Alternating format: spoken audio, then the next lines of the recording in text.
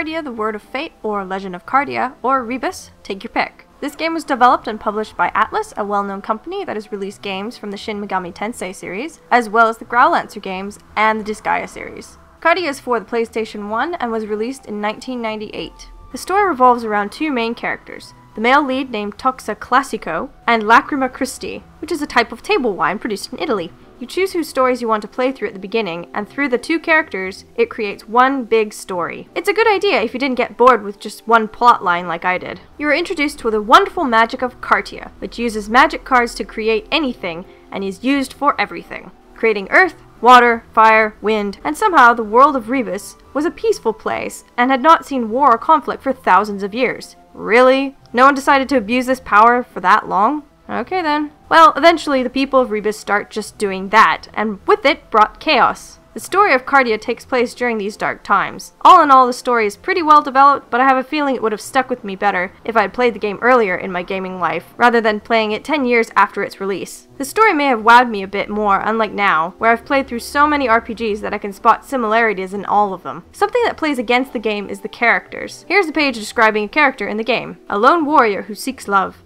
Her destiny is working against her. Blah blah blah blah. She was once part of a group who kidnapped Mona.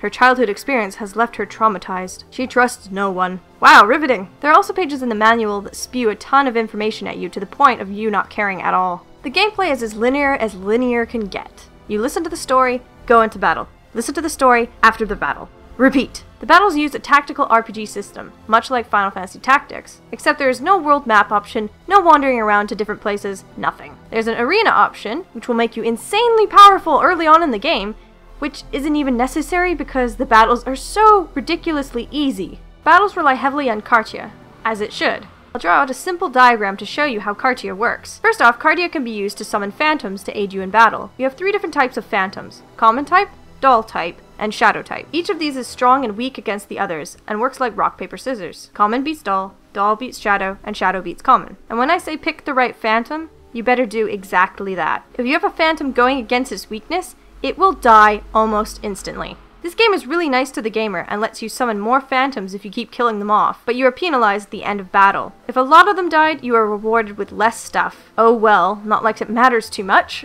The music isn't anything special. In fact, I can't remember a single tune from the game, and as you may notice, I know my video game music quite well. The one thing I do remember is the game's artwork. It's done by Yoshitaki Amano, the same person who does the art for Final Fantasy games. You get awesome portraits of the characters when you're talking to them, so you get to see his artwork throughout the game, and not just in the instruction manual. Unfortunately, I don't have much else to say about this game. It's very meh, though there is a really good plot twist at the end of the game that might be worth it. It's one of the only things that I remember from the game, so it has some good in it.